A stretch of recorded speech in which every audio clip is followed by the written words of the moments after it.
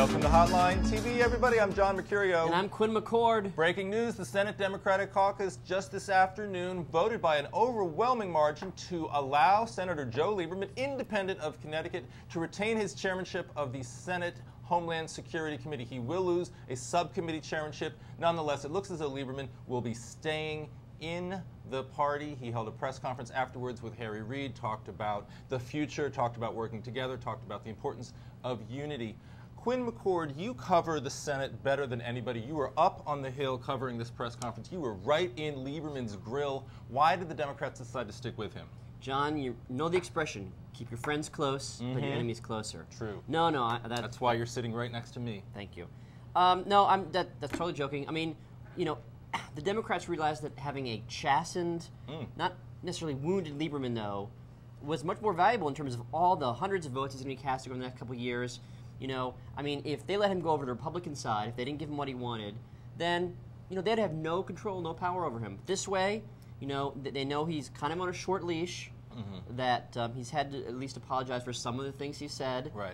Is that, you know, maybe he'll be more of a team player now than he was in the past few terms. I believe it's pronounced chastened, just so you know, just FYI. Well, we'll consult a dictionary. But look, I think you're right. I think you've got excellent points, as always, but I think that, I think you're right. They're keeping him on a short leash. It was interesting, I think, the way that Harry Reid said, you know, the question is, do we trust him? Going forward, you know, we'll still be obviously monitoring how he reacts. But I think we also have seen Lieberman evolve over the past year. On Election Day, he was talking to a conservative radio talk show host, and he said he was, you know, sort of fearful of the idea that there weren't going to be 41 Republican votes in the Senate for a filibuster. So he talked about a, quote, moment of passion for Democratic legislation that wasn't going to face any sort of resistance. So I think you're still going to see, even though he's part of the Democratic caucus voting for Harry Reid and Dick Durbin, you're still going to see some of the tugging on the leash from him. A little bit of a maverick, if you will. Might be. But, you know, I think you're right. Chastened, however you want to describe it.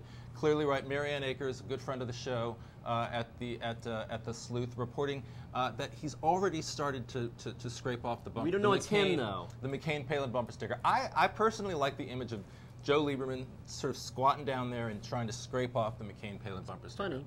Yeah. My parents tried to do that for years after that, do Caucus-Benson thing. Birth certificate? They tried to scrape that up. Hurtful. All right, but you know, this brings up an important question. Democrats trying to get to 60. Lieberman, one of the votes that gets them closer to that. There are still, though, 3 unresolved Senate races out there. You're following. You've been traveling all over the country. You were in, I know, Anchorage a few days ago. I was in Atlanta, and I was in Minneapolis, St. Paul. I've been all over the place, you know, investigating on the ground. And what I can tell you is this: frankly, I think by the end of today, Alaska will be over. Wow. I mean, Alaska, the race will be over, or the state? The Senate race will be over. Okay. I mean, you know, it might technically be enough to trigger a recount if someone requests it. But, you know, if it's still a 1,000-vote margin, I mean, that's not sort of a recountable margin, and even in a bigger state, much less Alaska. Are you saying that Senator Ted Stevens is going to be turned out of office on his 85th birthday? Well, not technically, but perhaps effectively. Wow, so, interesting. But that's opposed to Minnesota, where, I mean, which is a bigger state. It's only a couple hundred votes, and there's a lot of sort of question ballots, absentees, and that's just going to be, you know, nose-to-nose trench warfare, counting each individual ballot by hand. You know, is this a properly filled out absentee ballot? Is this not? By hand. I love the idea of them sitting there by hand counting these ballots. It's lovely. And Minnesota's going to be officially certified today, and Coleman will still be ahead.